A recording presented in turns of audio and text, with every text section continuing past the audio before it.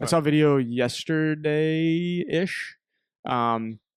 Jack Eichel when he's 16 in the gym. So it was a like a voiceover video of the. Did I turn that on? Yeah, I did. Is it running red at the top? Okay. It was a trainer doing like a voiceover video of Jack Eichel training when he was like 16. Okay. What a unit. He was a unit? A unit. Like really? Fast, explosive, yeah. like powerful. You can just do whatever. This is gonna be in the episode now. So just do you, man. So what the trainer was saying was like, okay, so if you get a guy like this when he's 16 and he's lifting heavy, like he's snatching a lot, he's cleaning a lot, and he's like powerful, very powerful.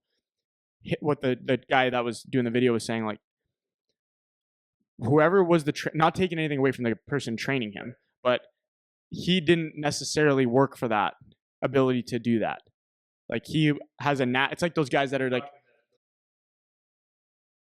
the player did not train to have that. Like there's just a genetic component of they're really, really, really powerful. That happens to be the case. It's the same thing with, you see guys that have that speed, like the Connor McDavid speed.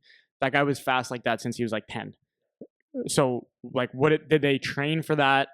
They trained, and I'm sure it helped and all that, and it maybe kept the gap that they have on other people, whatever. And the trainers that they have, I'm sure, were helpful. But the bottom line is there was a component of this where they just had it. They were born and had this whatever kind of gene mutation that allowed them to be that powerful, fast, and whatever. So it was interesting to watch him at whatever 16 throwing around 100-pound dumbbells and throwing around 2.25 plates on a clean.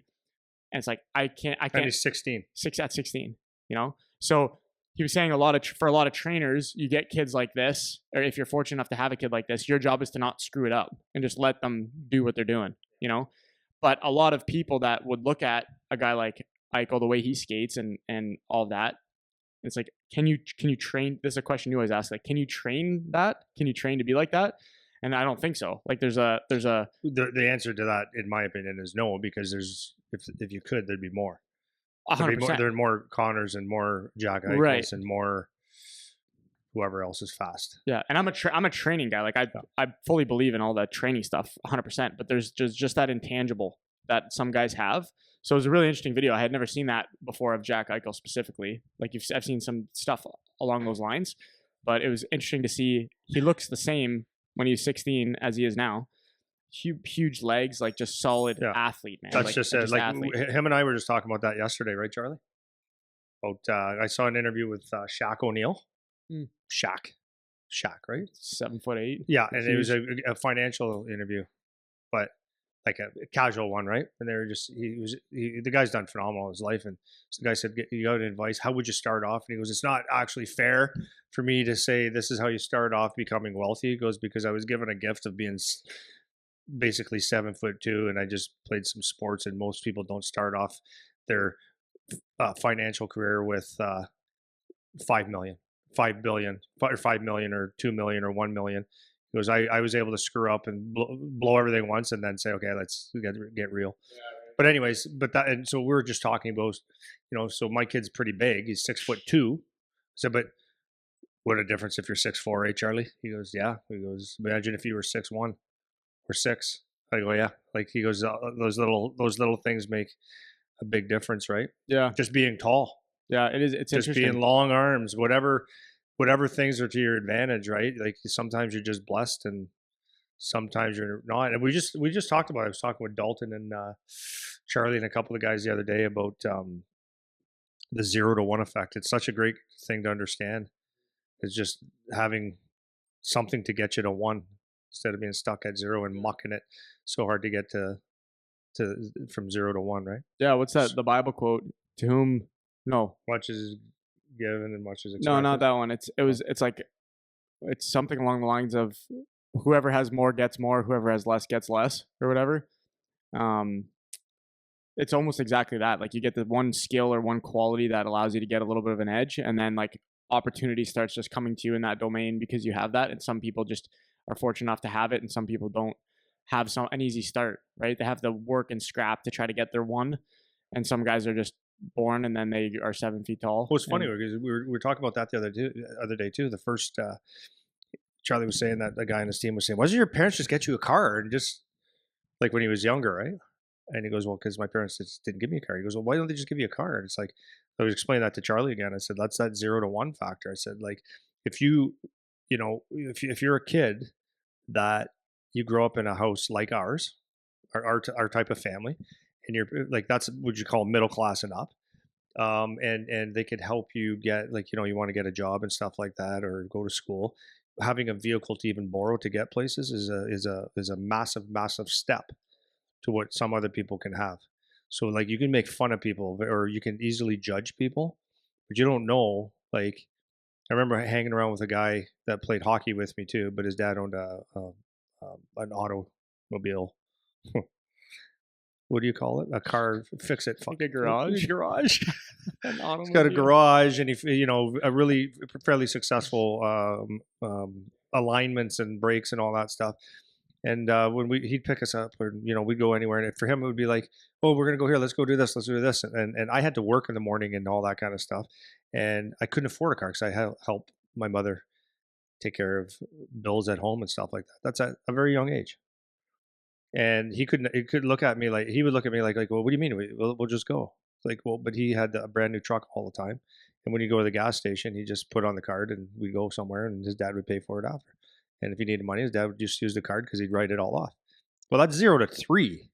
So you get to do whatever you want. So whereas, you know, other people that don't have that luxury, they might just to get a job. And I know it's like most people don't even, well, most people listening to this would never understand that, but a lot of people that just to get a job have to get to their job. So does that mean getting on a bus? Does that mean walking? Does that mean asking for a ride? Does that mean hitchhiking? Does that mean how do you get there? And so you can judge people all you want, but if they were born in a family where you're at the 0, that's a challenge. So it might not because they're lazy that they don't have a good job, or they're just trying to get there. And some jobs they might not be able to get to because it's just too inconvenient or too hard to get to. So you're stuck. What do you do? You walk across the street and you ask the restaurant for, "Can I wash dishes?" Or you do something very simple. Is this extreme? I don't know, but it's the 0 to 1 effect. So if you got to look at the things that you're fortunate with. So we were just talking about the 0 to 1, but like you said, Eichel, that's a gift that a lot of people never get. Zdeno Chara being 6'9", that's pretty cool. Now he worked his ass off, but 6'9". Yeah, that's a but pretty they had good to start. advantage. Yeah, I was just thinking while you're talking. There's somebody I was talking to a while back. I was trying to get them to meet them at Tecumseh Arena, and they lived in South Windsor.